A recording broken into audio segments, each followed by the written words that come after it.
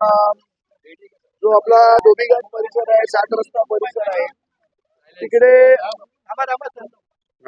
अमित मटकर आणि त्यांचे सहकारी गेल्या अनेक वर्षापासून सामाजिक कार्य करतायत. मग ब्लड डोनेशन कॅम्प असेल किंवा विविध सामाजिक उपक्रम असतील तिथे राबवत असतात. आणि त्यांनी इच्छा व्यक्त केली की महाराष्ट्र नवनिर्माण सेनेबरोबर त्यांना काम करायचंय. आज त्यांचा प्रवेश सन्मान्य राजसाहेबांच्या उपस्थितीत झाला आणि निश्चितपणे त्यामुळे महाराष्ट्र नवनिर्माण सेनेची ताकद ही तो जो परिसर आहे वरळी विभागात ती वाढलेली आहे त्यांच्या रूपात.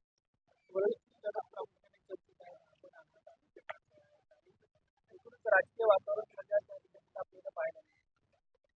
नाही, विषय असा आहे की जी समाजात चांगली चांगली काम करणारी लोक आहेत त्यांनी इच्छा व्यक्त करतात की महाराष्ट्र नवनिर्माण सेनेबरोबर त्यांना जोडायचंय, त्यांना अफिलिएटेड व्हायचंय, काम करायचंय. शेवट त्यांनाही सामाजिक काम करायचं, लोकांची सेवा करायची. आणि महाराष्ट्र नवनिर्माण सेना आणि सन्माननीय राजसाहेब ठाकरे यांच्यासारखा माणूस पाठी उभा असेल तर अधिक जोमाने करू शकतात हेही त्यांच्या लक्षात आलेलं आहे. आणि लोकांचं प्रामाणिकपणे काम करायची त्यांची इच्छा आहे ते निश्चितपणे मनसेमध्ये सहभागी होत आहेत. आज ज्यांनी प्रवेश केलेला आहे ते कुठल्या राजकीय पक्षाशी संबंधित होते नाही, आतापर्यंत ते कुठल्याही राजकीय पक्षाशी संबंधित नव्हते, पण ते सामाजिक कार्य त्या विभागात नेहमी करत.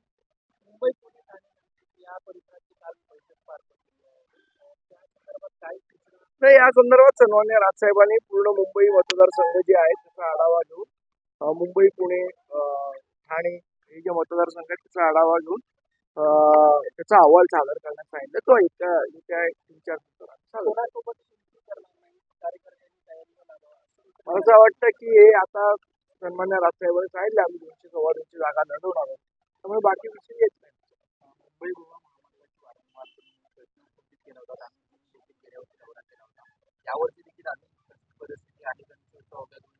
सरकारचं डोकं ठिकाणावर नाही त्यामुळे अशी परिस्थिती. अमित